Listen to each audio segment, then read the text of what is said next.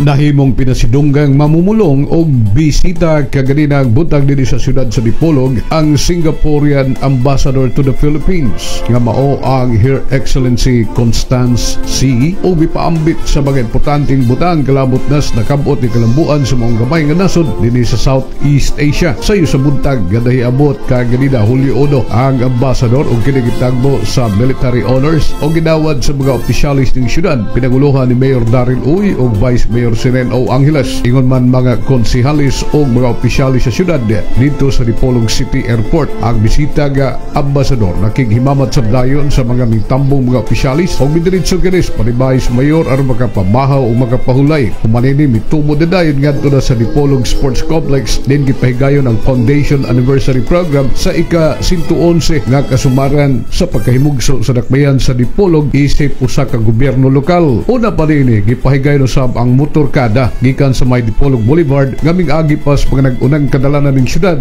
law sa dayon ngadto sa barangay Ulingan din dito ipahigayon ang programa. Mga dagkong opisyalis ang mingtambong sab sa buong kalihukan sama nila ni Congressman Ayon Amatong sa ikatulong distrito o kanhi Governor Berto Oy sa probinsya sa Zamboanga del Norte, mga lokal o mga nasudnog mga opisyalis sa mga buhatan dinhi nakabase sa dakbayan sa Dipolog. Si Mayor Daryl Oy sa iyang mensahe kusganon kaayo mipasalamat ngadto na sa mga katawhang Dipolognon. Ingon man sa mga opisyalis sa City Hall sa hinuusan ining pagbarog aron maangkon ang kalampusan sa dakbayan nga karon nakitaan na og kalambuan. Gilakbit sa paghandom sa mayor ang mga nanglabay nga mga lidere sa syudad nga mo'y nahimong pundasyon aron nga mahimo kining katilingban sama sa ato karon nga gitamasa sa kasamtangan of what we now proudly call Dipolog. We remember the pioneers who laid the foundation of our city. Their vision, hard work, and determination have shaped Dipolog into the vibrant and thriving city it is today. And we owe them a debt of gratitude and honor. Their legacy by continuing to build on their dreams. It is the time for us to honor our past, celebrate our present, and look forward to our future with hope and determination. Our city's journey has been marked by significant achievements and challenges. From a small settlement, Dipolog has grown into a vibrant and dynamic city known for its rich culture, beautiful landscapes, and resilient people. This progress is a reflection of our collective efforts and the unwavering spirit of every Dipolognon.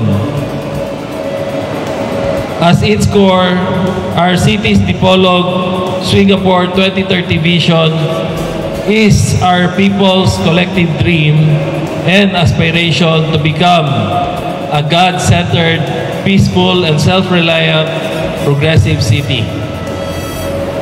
Our Singapore 30 vision draws significant inspiration from Singapore's exceptional model of development. By working on this vision, we celebrate not only our humble beginnings, but also our inspiring journey towards sustainable urbanization.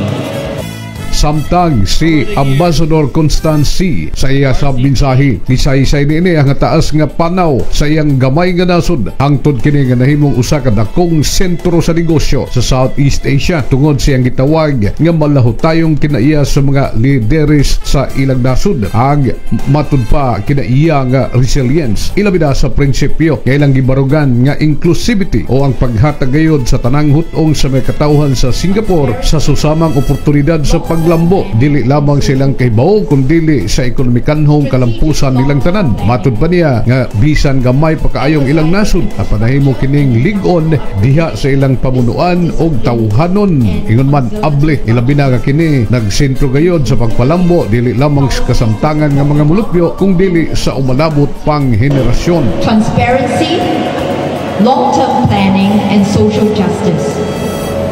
Strategic long-term planning, emphasizing infrastructure and industrial upgrading, fiscal discipline and conservative budgeting. Inclusivity, policies to support the vulnerable members of society, to promote equality of opportunity and to foster inclusive growth. Now the second part, continuing the journey. This is probably the hardest part. It's easy to start things, but very difficult to keep it going. Whether it's nation building or city building in your case, the process requires perseverance. And what is perseverance? It just means more hard work after you are tired of all the hard work you have already done.